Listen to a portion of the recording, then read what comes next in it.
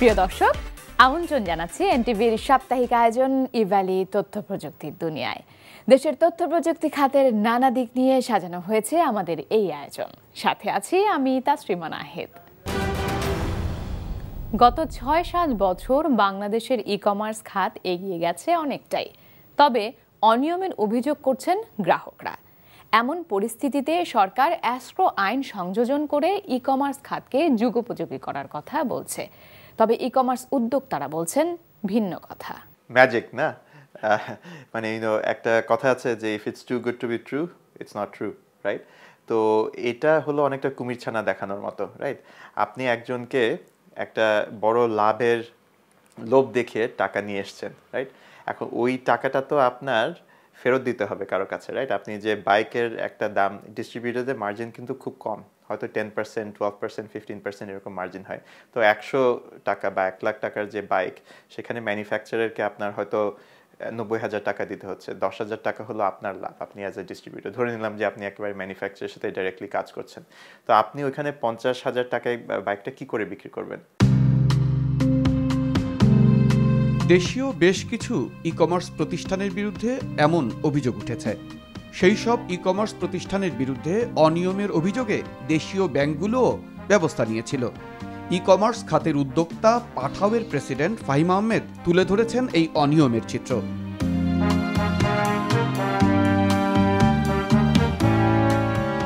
সম্প্রতি বেশ কিছু ব্যাংক এবং ক্রেডিট কার্ড ইস্যুয়ার কিছু কথিত ই-কমার্স প্রতিষ্ঠানের আর্থিক লেনদেনের উপরে নিষেধাজ্ঞা জারি করেছে।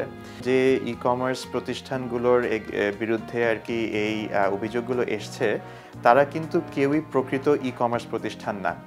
একটা ই-কমার্স প্রতিষ্ঠান গড়ে তুলতে, কোনো একটা মার্কেট প্লেস তৈরি করতে একটা বিপুল বিনিয়োগের প্রয়োজন। বিভিন্ন কারণে এই বিনিয়োগটার প্রয়োজন। আপনার পুরো অবকাঠামোটা তৈরি করতে, ইনভেন্টরি ডেভেলপ করতে এবং গ্রাহকদেরকে আপনার ই-কমার্স প্ল্যাটফর্মে আসতে উদ্বুদ্ধ করার জন্য অনেক সময় হয়তো বিভিন্ন ধরনের প্রমোশন বা ডিসকাউন্টস দেওয়া হয়ে থাকে। তো এই ই-কমার্স প্রতিষ্ঠানগুলো যে কাজটা করছিল সেটা হলো মানুষকে বিপুল মূল্য হ্রাসের লোভ দেখিয়ে গ্রাহকদের কাছ থেকে ডিপোজিট সংগ্রহ করছিল। একটা যদি উদাহরণ দিই, আপনি এখন বললেন যে আমার এখানে 100 টাকার একটা প্রোডাক্ট, সেই প্রোডাক্টটা আমি 30% কম মূল্যে আমি বিক্রি করব। কিন্তু তারা গ্রাহকের কাছ থেকে প্রথমে 100 টাকায় নিয়ে নিল এবং অনেক দিন পরে, হয়তো 3 মাস 4 মাস পরে সেই প্রোডাক্টটা ডেলিভারি করলো।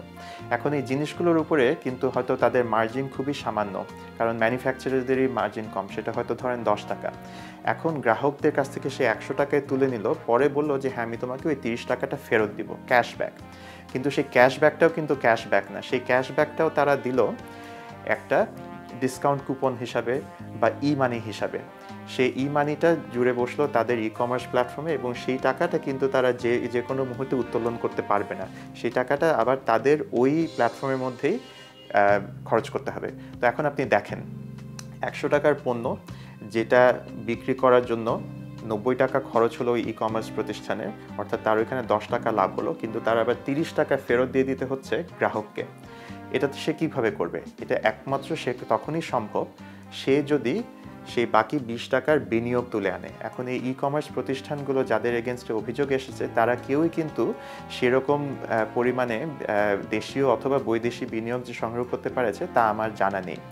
সুতরাং এখন যেটা হবে যে আপনার ওই টাকাটা ফেরত দেওয়ার জন্য তখন অন্য এক গ্রাহকের কাছ থেকে আরও বিপুল মূল্য হ্রাসের লোভ দেখিয়ে টাকাটা নিয়ে আসতে হবে। এবার হয়তো 50% ডিসকাউন্টের টাকাটা আনলো। এই যে ক্যাশব্যাকের টাকাটা জমছে, এই টাকার এগেনস্টে কোনো কিন্তু রিজার্ভ রাখা হচ্ছে না। এরা কিন্তু ওই ই মানি ওয়ালেট তৈরি করার জন্য লাইসেন্সকৃত প্রতিষ্ঠান না। তাদের উপরে কিন্তু কেন্দ্রীয় ব্যাংক বা অন্য কোনো আপনার রেগুলেটরি এজেন্সির কোনো নজরদারির কোনো সুযোগ নেই। তো পুরোপুরি এটা আপনার রেগুলেটরি স্ক্রুটিনির বাইরে তারা অপারেট করে যেতে পারছে। এবং রিসেন্টলি বাংলাদেশ ব্যাংকের ইনভেস্টিগেশনে যেটা উঠে এসছে সেটা হলো যে প্রায় 400 কোটিরও অধিক পরিমাণে লায়াবিলিটি দেনা তাদের এখন ছাড়িয়ে গেছে।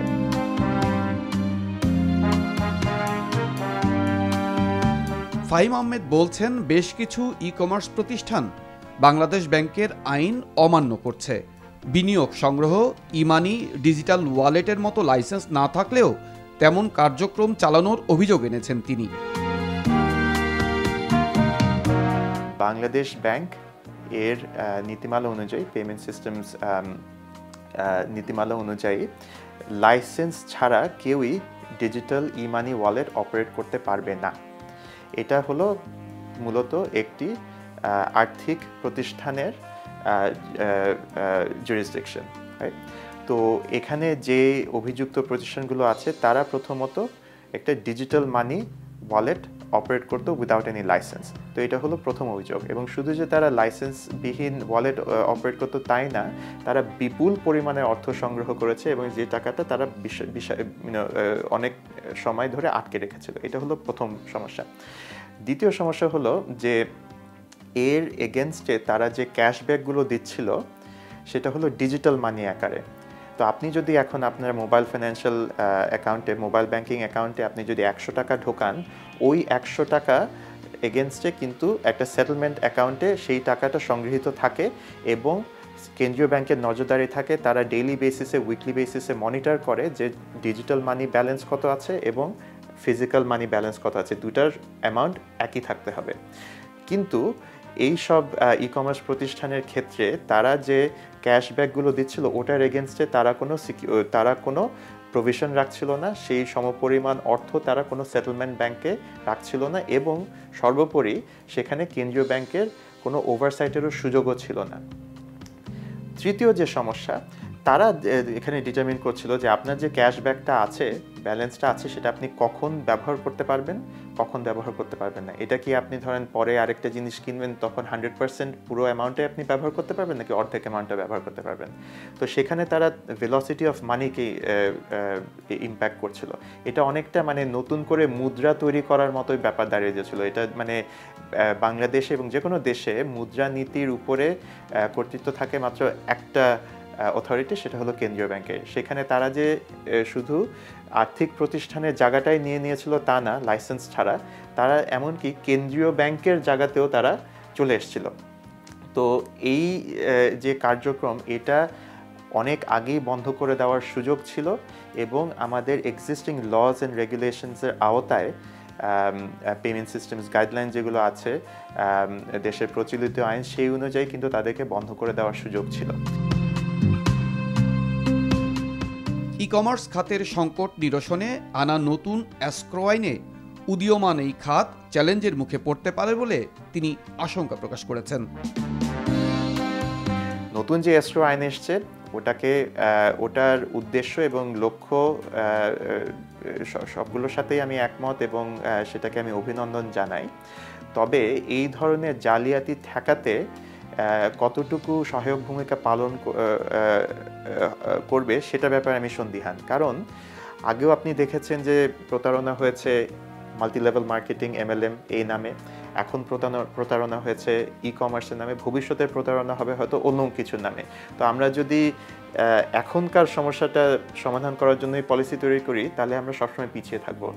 বরঞ্চ আমাদের যেটা প্রয়োজন সেটা হলো যে আইনের সঠিক প্রয়োগ এবং টাইমলি এনফোর্সমেন্ট, সেটা হলো আমাদের জন্য সবচেয়ে জরুরি। এবার আমাদের এদিকেও খেয়াল রাখতে হবে যে আমরা যদি ওয়ান সাইজ ফিটস অল মানে সবার উপরে একসাথে প্রযোজ্য করে ফেলি এবং একইভাবে প্রযোজ্য করে ফেলি, তাহলে কিন্তু এখানে আমাদের ট্রানজ্যাকশনটা আরও ফ্রিকশন অ্যাড হবে, সময় সাপেক্ষ হয়ে যাবে এবং আরও কস্ট অ্যাড করবে। সেক্ষেত্রে আর কি অবশ্যই আমাদের চিন্তা করে দেখা উচিত যে কি করে আমরা প্রপারলি এসক্রো পলিসিটা ইমপ্লিমেন্ট করতে পারবো। ই কমার্স প্রতিষ্ঠানের গ্রাহকরা এখন ওই সব ই কমার্সের ক্ষুদ্র ব্যবসায়ীর তালিকায় ঢুকে পড়ছেন বলেও মন্তব্য করেছেন পাঠাবের প্রেসিডেন্ট ফাহিম আহমেদ। এখনকার যারা কাস্টমার এসব প্রতিষ্ঠানে তারা কিন্তু আর ওই গ্রাহক না, তারা কিন্তু আর অ্যাকচুয়ালি কনজিউমার না, তারাও ক্ষুদ্র ব্যবসায়ী হয়ে গেছে। আজকালও এখন দেখেন যে বলা হয় যে হ্যাঁ অমুক প্রতিষ্ঠানে ইনভেস্ট করো, যে তারা একটা টাকা দিচ্ছে, ধরেন 1 লাখ টাকা, একটা পণ্য পাবার আসে, কিন্তু 3 মাস পরে ওই টাকার ফেরত আপনার পণ্য আর দেওয়া হচ্ছে না, কিন্তু ওই টাকার সাথে আরও একটা অ্যামাউন্ট যোগ করে ফেরত দেওয়া হচ্ছে। তাহলে কি হলো? এটা একটা ইনভেস্টমেন্টের মতো হয়ে গেল, রাইট? যেটা তারা ফাইন্যান্সিয়াল ইনস্টিটিউশন না হয়ে এই কার্যক্রম তারা চালিয়ে যাচ্ছে। দর্শক, জানবো সাইবার নিরাপত্তা নিয়ে বাংলালিংকের চার্টার ইঞ্জিনিয়ার আফিফ আব্বাসের গুরুত্বপূর্ণ মন্তব্য আর অভিমত। তার সাথে কথা বলেছেন রানা মঞ্জুর। এনটিভির তথ্য প্রযুক্তি দুনিয়ায় আজকে আমাদের সাথে উপস্থিত রয়েছেন আফিফ আব্বাস।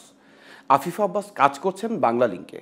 বাংলালিংকের সাইবার সিকিউরিটি ডিপার্টমেন্টে তিনি রয়েছেন চার্টার্ড ইঞ্জিনিয়ার হিসেবে। আজকে আমরা তার সাথে কথা বলবো সাইবার সিকিউরিটির নানা বিষয় নিয়ে। আফিফ আব্বাস, এনটিভির তথ্য প্রযুক্তি দুনিয়ায় আপনাকে স্বাগত জানাচ্ছি। ধন্যবাদ রানা মঞ্জুর আপনাকে। আমরা ডিজিটাল বাংলাদেশের কথা বলি, তো আপনি বাংলালিংকে কাজ করছেন, তো ডিজিটাল বাংলালিংক এবং ডিজিটাল বাংলালিংকের সেবাগুলো কি? আমাদের বাংলালিংকেও আমরা সেই একই গোলে বিশ্বাসী, আমরা ডিজিটাল বাংলালিংক করব। এটার মানে হচ্ছে যে আমরা আমাদের সাবস্ক্রাইবার অ্যান্ড কাস্টমারদেরকে বিভিন্ন ডিজিটাল সার্ভিস দিতে চাই। এর মধ্যে আপনি হয়তো জেনে থাকবেন আমাদের আছে হচ্ছে সেলফ কেয়ার, মাই বাংলালিংক অ্যাপ, টফি, চ্যাটবট, মাই বাংলালিংক অ্যাপ এটা হচ্ছে একটা মোবাইল অ্যাপ যেটার মাধ্যমে কাস্টমাররা বিভিন্ন ধরনের সার্ভিস পাবে। ধরেন ইন্টারনেট প্যাকেজ, তারপর রিচার্জ করতে পারবে বিভিন্ন ধরনের। এরপর এই সার্ভিসের বাইরে আরও আছে যেমন টফি, যেটা এখন খুবই গ্রুমিং একটা অ্যাপ, কাস্টমারদের মধ্যে খুবই অল্প সময়ে অনেক ভালো জনপ্রিয়তা পেয়েছে। এটা একটা এন্টারটেইনমেন্ট অ্যাপ। বাংলাদেশে আমরা দেখছি প্রচুর পরিমাণে টেক স্টার্টআপ তৈরি হয়েছে, কিন্তু এই টেক স্টার্টআপগুলো অনেক রকম চ্যালেঞ্জ ফেস করছে। এই চ্যালেঞ্জগুলোকে কিভাবে এই নতুন যে টেক উদ্যোগগুলো তারা সফল হবে, এটা নিয়ে বাংলালিংকও কিছু কাজ করছে এবং তারা সহযোগিতার হাতও বাড়িয়ে দিয়েছে। আমরা এই সহযোগিতার হাত কতটুকু প্রসারিত হয়েছে জানতে চাইব। স্টার্টআপদের কথা মাথায় রেখে বাংলালিংক বেশ কিছু বছর ধরে কিছু নতুন নতুন ইনিশিয়েটিভ সামনে নিয়ে আসছে। প্রথমটা হচ্ছে আইটি ইনকিউবেটর, যারা নতুন স্টার্টআপ আছে তাদেরকে গ্রুম করার একটা প্রোগ্রাম।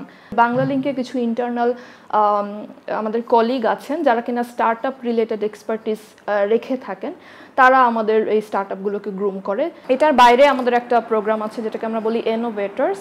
এই প্রোগ্রামের আন্ডারে যেটা হয় যে ইউনিভার্সিটি স্টুডেন্ট যারা সেকেন্ড ইয়ার, থার্ড ইয়ার বা ফাইনাল ইয়ারে, তাদেরকে নিয়ে আমরা একটা ডিজিটাল আইডিয়েশন প্রোগ্রাম করি। কম্পিটিশন হয়, সেখান থেকে আমরা টপ 100 নেই। টপ 100 শর্টলিস্ট করে বিভিন্ন কম্পিটিশনের মাধ্যমে সেখান থেকে top 20, top 5 and then top 5 থেকে আমরা একটা সিঙ্গেল টিমকে উইনার করি। আর যে কিনা উইনার হবে তাদেরকে একটা সুযোগ দেওয়া হয় যে আমাদের বাংলালিংকের হেডকোয়ার্টার্সে আমস্টারডাম, নেদারল্যান্ডসে ভিজিট করার। আফিফ আব্বাস, আপনাকে সিকিউরিটি ডিভা বলা হয়, মানে প্রফেশনালি এই আমাদের কর্পোরেট যে জগৎটা আপনাকে সাইবার সিকিউরিটির আইডল মনে করে। এজন্যে আপনার কাছে আমার প্রথম প্রশ্ন যে সাইবার সিকিউরিটি আসলে আমরা কিভাবে নিশ্চিত করব আমাদের ফোনে, আমাদের কর্মকাণ্ডে এবং আমাদের ইন্টারনেট ব্যবহারের মধ্য দিয়ে? সিকিউরিটি ডিভা টাইটেলটা আমি জানি না আমার সাথে কতটা যায়, বাট হ্যাঁ, এটা হচ্ছে একটা ইন্সপায়ারিং ফিগার যাকে আমরা ডিভা বলে থাকি। তো আমি চাই সবাইকে ইন্সপায়ার করতে, যাতে সবাই এই ফিল্ডটাতে জয়েন করে, কারণ আমাদের স্পেশালি উইমেন যারা আছে সেটা হচ্ছে মোবাইল অ্যাপে, ইন্টারনেটে আমরা অনলাইনে থাকছি। আপনি যত অনলাইনে থাকবেন তত আপনার সাইবার প্রাইভেসির বা সাইবার সিকিউরিটির নিডটা বেড়ে যায়। কারণ হয় কি, আমরা যখন আমাদের মানে আশেপাশে যে ধরনের সিকিউরিটি ইস্যু আছে, ফিজিক্যাল সিকিউরিটি, সেই রকম ইন্টারনেটেও আমাদের কিছু সিকিউরিটি ইস্যু থাকে। আশেপাশে যেমন ব্যাড গাইজ, অ্যাটাকার থাকে, ইন্টারনেটেও সেটা থাকে। কিন্তু আমরা যখন আনফর্চুনেটলি আমরা যখন ইন্টারনেট ইউজ করি, আমরা তখন এত কিছু চিন্তা করি না। তো দেখা যায় কি, আমরা নিজের অজান্তে কিছু এমন ইনফরমেশন লিক করে দিচ্ছি যেটার কনসিকুয়েন্স আমরা না বুঝেই করে ফেলছি। এটার ফলে যেটা হয় যে আমাদের প্রাইভেসি ব্রিচ হয়। ফেসবুকে ধরেন আমরা কোথাও ট্রাভেল করতে যাচ্ছি, তো আমরা অনেক এক্সাইটেড থাকি, রাইট? অনেক মানে সোশ্যাল মিডিয়াতে আমরা অনেক কিছু শেয়ার করি। তো এক্সাইটেড থেকে দেখা যাচ্ছে আমরা একটা বোর্ডিং পাস আর পাসপোর্টের ছবি তুলে চেক ইন দিলাম যে আমি এখন একটা এয়ারপোর্টে আছি, ট্রাভেলিং টু কোনো একটা কান্ট্রি। তো এই পাসপোর্ট নাম্বার যখন লিক হয়ে যায়, যদি এই পাবলিক থাকার কারণে এই পোস্টটা সবাই দেখতে পায়, তো যার কিনা ইন্টেনশন ভালো না, সে কিন্তু ওই পাসপোর্ট নাম্বার ইউজ করে মানে তার হয়ে হয়তো সে আরেকটা জাল পাসপোর্ট করতে পারে, দেন তার হয়ে পাসপোর্টটা বিভিন্ন জায়গায় ইউজ করতে পারে। আরেকটা যেটা অনেক বেশি প্রচলিত আমাদের সাইবার সিকিউরিটি ইন্ডাস্ট্রিতে, সেটাকে আমরা বলি ফিশিং ইমেল। ফিশিং ইমেল মানে হচ্ছে যে আপনার কাছে একটা ইমেল আসবে, অ্যান্ড ইমেলটা আপনার কাছে মনে হবে আপনার ফ্রেন্ড পাঠিয়েছে বা খুব লেজিটিমেট মনে হবে। যে কেউ একজন বলবে যে আপনার ব্যাংকের অ্যাকাউন্ট উইদিন 24 আওয়ার্স ডিসেবল হয়ে যাবে যদি না আপনি এখনই আপনার পাসওয়ার্ডটা চেঞ্জ করেন। সো আপনাকে একটা রাশের মধ্যে ফেলে দেয়। তো আপনি কি করবেন যে হ্যাঁ এত রাশ 24 আওয়ার্সের মধ্যে আমার যদি অ্যাকাউন্ট ডিসেবল হয়ে যায় আমি তো আর টাকা তুলতে পারবো না। যারা কিনা সচেতন না, তাদের মাথায় কোয়েশ্চেনটা আসে, তারা কি করে লিঙ্কে ক্লিক করে, ওই লিঙ্কটা তাকে একটা ফেক ওয়েবসাইটের দিকে, যেটা কিনা অরিজিনাল না, দেখতে অরিজিনালের মতো। তো যারা কিনা এই ব্যাপারটাতে মানে নলেজ কম, তারা কিন্তু কোনটা ফেক কোনটা অরিজিনাল এটার মধ্যে ডিফারেন্সিয়েট করতে পারে না। সো যেটা হয় তারা তাদের ইনফরমেশনগুলো দিয়ে দেয়। তারপরে আপনি 2 দিন পরে হঠাৎ SMS পেলেন আপনার অ্যাকাউন্ট থেকে একটা বিগ অ্যামাউন্ট চলে গেছে, যেটা কিনা আপনি করেন নাই। ওয়ার্ল্ডে সবচেয়ে সিকিওর ডিভাইস হচ্ছে যেটা শাটডাউন অবস্থায় থাকে, ওয়ার্ল্ডের সবচেয়ে সিকিওর ডিভাইস হচ্ছে সেইটাও যেটা কিনা ইন্টারনেটের সাথে কানেক্টেড না। এখন আমরা যারা বাংলা লিঙ্কে আছি আমাদের কিন্তু ডিজিটাল সেবা দিতে হবে, আর যারা এই সেবাটা অ্যাভেল করবে তাদেরকে কানেক্টেড থাকতেই হবে। এখন আমরা যদি চিন্তা করি ওই এক্সপার্টের কথা যে মেশিন শাটডাউন করে ইন্টারনেট ডিসকানেক্ট করে রাখবো, লাইফ চলবে না, কিছুই চলবে না, এটা আমাদের করতেই হবে। কিন্তু কথা হচ্ছে এটা আমরা করব কিন্তু কিছু সাবধানতা অবলম্বন করে। কাস্টমারদের জন্য আমরা একটা বাংলাতে একটা SMS এর অ্যাওয়ারনেস মেসেজ বালকে সার্কুলেট করেছিলাম লাস্ট ইয়ার, যে কেউ যদি কখনো আপনার পিন নাম্বার চায়, পিন নাম্বার কাউকে দেওয়া যাবে না। চাইল্ড সাইবার প্রোটেকশন, এটা বাংলাদেশের শুধু না সারা পৃথিবীর একটা বড় একটা ঝুঁকির কথা নিয়ে আমরা সবসময় থাকি এবং ইন্টারনেটের এই বিষয়টাতে আমরা করি। আমি আপনার কাছে জানতে চাইবো কিভাবে আমরা এই প্যারেন্টাল সলিউশনটাতে যাব এবং কিভাবে আমরা আমাদের চাইল্ডদেরকে এই সিকিউরিটি নিশ্চিত করার জন্য মনিটরিং করব। মানে মনিটরিং করার প্রয়োজনটা তখনই আসবে যখন বাচ্চাদেরকে ইন্টারনেট ইউজ করার টাইমটা আনলিমিটেড থাকবে। এখন ধরেন একজনের ইন্টারনেট অ্যাক্সেস সারা দিনের জন্য, হ্যাঁ, তখনই আর কি মনিটরিংয়ের প্রশ্নটা আসে। কিন্তু যদি একটা উইদিন দ্য টাইম লিমিট বেঁধে দেওয়া যায় তাহলে কিন্তু মনিটরিংয়ের প্রশ্নটা অতটা অ্যালার্মিং হয় না, কারণ হচ্ছে ওইটুকু টাইমের মধ্যে আমি ধরে নিতে পারি যে সে কী বা দেখবে, দেখলেও সেটার ইম্প্যাক্টটা কতটুকু লাস্ট করবে তার উপর।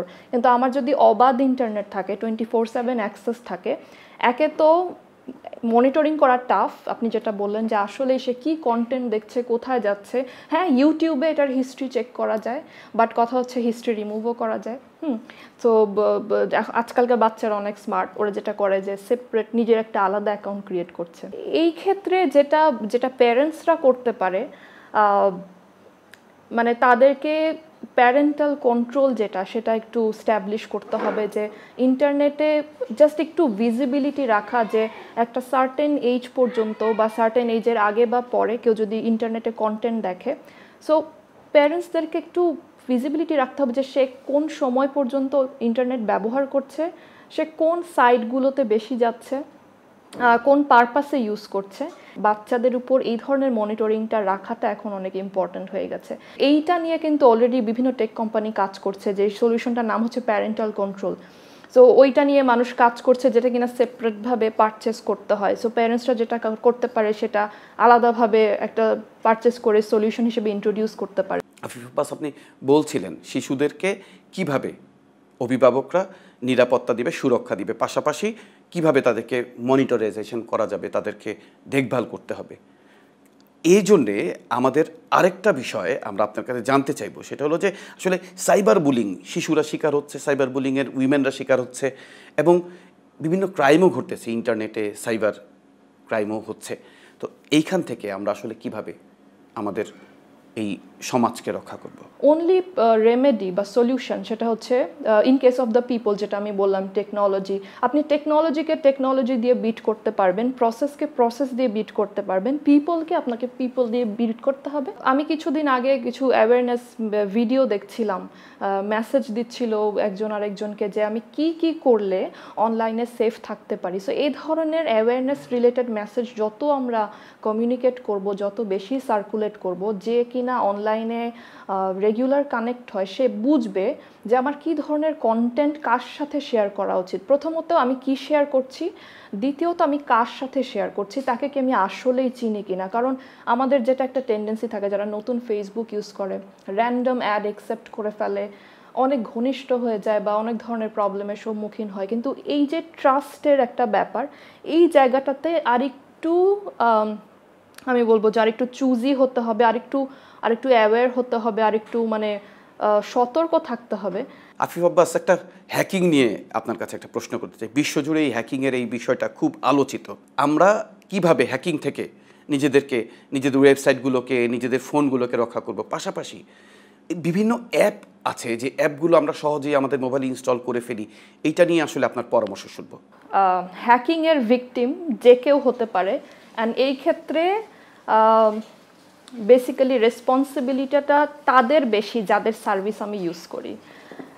আপনি ধরেন আপনি ফেসবুক ইউজ করি, এখন টু এনশিওর যে ফেসবুক হ্যাক হচ্ছে না, এটা কিন্তু রেসপন্সিবিলিটি ফেসবুকের বেশি দেন আমার, কারণ তাকে তার সার্ভিসটা প্রোটেক্ট করতে হবে in every possible way to ensure যে তার কাস্টমারদের কোনো কিছু ব্রিচ না হয়ে যায় বা হ্যাক না হয়ে যায়, যেটাকে আমরা বলি vulnerability assessment and penetration testing. এটা মানে হচ্ছে আমরা যখন কোনো ওয়েবসাইট ইন্টারনেটে ওপেনলি পাবলিক করে দেই, তার আগে এই কন্ট্রোলগুলা এনশিওর করতে হবে যেন এই কন্ট্রোলগুলা আমার ওই সিস্টেমে বা ওই ওয়েবসাইটে ইমপ্লিমেন্ট করা থাকে। এটা যখন করা থাকে তখন এটা একটা হ্যাকারকে সত্যিই টাফ টাইম দেয় সেটা ব্রেক করা। আরেকটা জিনিস হচ্ছে সবসময় আপডেটেড থাকতে হবে। আমরা যেটা বলি, আমাদের যে অ্যান্ড্রয়েডের ফোন, আমাদের একটা ভার্সন থাকে, ভার্সনে যখনই নতুন রিলিজ আপডেট হয় আমরা কি করি, পপ আপ আসে কিন্তু ফোনে যে new update has been released, আমরা কি করি, ইগনোর করে যাই। কিন্তু এই আপডেটটা ইকুয়ালি ইম্পর্ট্যান্ট আমাদের নিজেদেরকে হ্যাকারদের কাছ থেকে সেভ করার জন্য। অ্যাপ ইনস্টল করার ব্যাপারে কিছু সতর্কতা দেখতে হবে যে ওই অ্যাপের একে তো লেটেস্ট ভার্সন আপলোড করতে হবে, ইনস্টল করতে হবে, অ্যান্ড দেখতে হবে যে ওই অ্যাপের রিভিউ কেমন। আমরা কিন্তু এটা চেক করতে পারি ইনস্টল করার আগে। ইনস্টল করার পরে সেটাকে কিছুদিন মনিটরিংয়ে রাখতে হবে যে এটা ইনস্টল করার পরে কি আমি আমার ফোনে আনইউজুয়াল কিছু দেখছি কিনা। আনইউজুয়াল বলতে আপনার ফোন স্লো হয়ে যাচ্ছে, আপনার অ্যাপগুলো অটো স্টার্ট হয়ে যাচ্ছে, আপনার ছবি ডিলিট হয়ে যাচ্ছে, এটার মানে হচ্ছে আপনার ফোন ইনফেক্টেড। এটা হতে পারে ওই পার্টিকুলার অ্যাপ থেকে, বা ওই অ্যাপ ইউজ করার কারণে হয়তো কোনো ভাইরাস বা ম্যালওয়্যার ইনজেক্ট হয়ে গিয়েছে আপনার ফোনে। বাট হ্যাঁ, আপনি যেটা বলছেন, অ্যাপ থেকেও ফোনকে হ্যাক করা পসিবল যদি ওই অ্যাপ যারা লঞ্চ করছে তারা ইনাফ মেজার না নিয়ে থাকে। টিকটক অ্যাপ ইজ, আমরা যেটাকে বলি ভালনারেবল অ্যাপ, এটা ভালনারেবল টু হ্যাক। তো ওরা এটা হ্যাক করে it's very much possible to gain the access of any phone or any computer.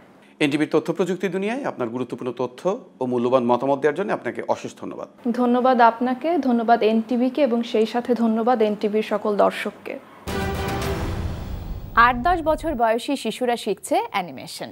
তারা ব্যবহার করছে ওপেন সোর্স সফটওয়্যার ব্লেন্ডার, যা অনলাইনে পাওয়া যায় বিনামূল্যে।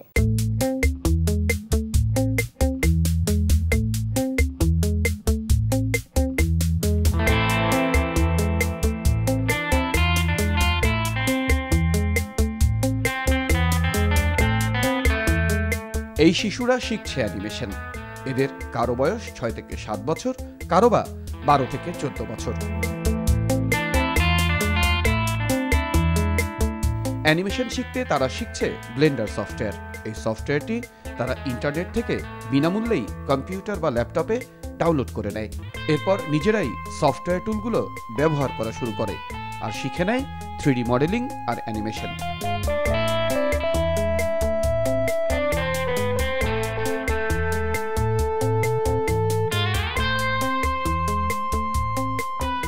আমাদেরকে তো ব্লেন্ডারে অনেক ধরনের ভাবে শেখানো হয়, অনেক সহজ করে শেখানো হয় যে কিভাবে অনেক কুল সিনস বানানো যায়, সিজিআই ইউজ করা যায়, তারপর লো পলে কেমন করে, হাই পলে কেমন করে।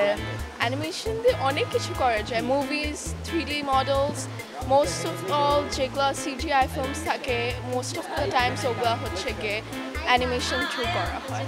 আমরা একটা 3D মডেল বানাই, মানে আমরা ওইটাকে জীবন দিই, ওইটা নড়ানো শিখাই, কথা বলা শিখাই, এরপর ওইটাকে একটা স্ট্রাকচার দিয়ে ওইটাকে নড়ানো, হাত নড়ানো, জিনিস উঠানো, এটা শিখাই। ব্লেন্ডারের পাশাপাশি তারা অ্যানিমেশন তৈরির জন্য আরও কয়েকটি সফটওয়্যার ব্যবহার করা শিখছে।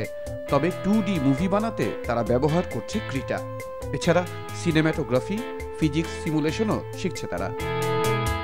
Animation is when you take a character and you can make it move, or you make a small movie or a short story just with characters and a world. Sci-fi জিনিসপত্র বানাতে পারি, আর landscapes বানাতে পারি, sculpting করতে পারি।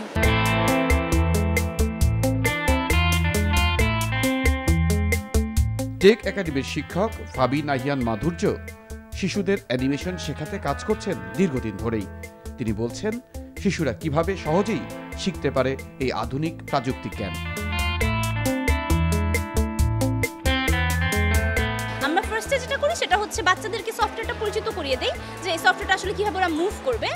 এরপরে আমরা তাদেরকে টিচার হিসেবে শেখানোর চেয়ে ফোকাস করি তারা নিজেরা যাতে শিখতে পারে ওইটা আমরা আসলে আগ্রহের জায়গা থেকে আনতে পারি কিনা।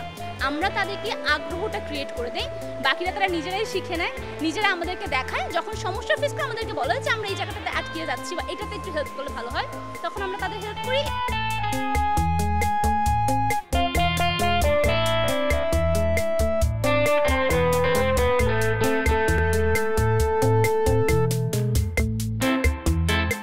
এইসব ক্ষুদে শিক্ষার্থীরা বলছে ভবিষ্যতে হলিউডের মতো ড্রাগন, ডাইনোসর বা অ্যালিয়েন বিষয়ক অ্যানিমেটেড মুভি তারা বাংলাদেশেই তৈরি করতে পারবে।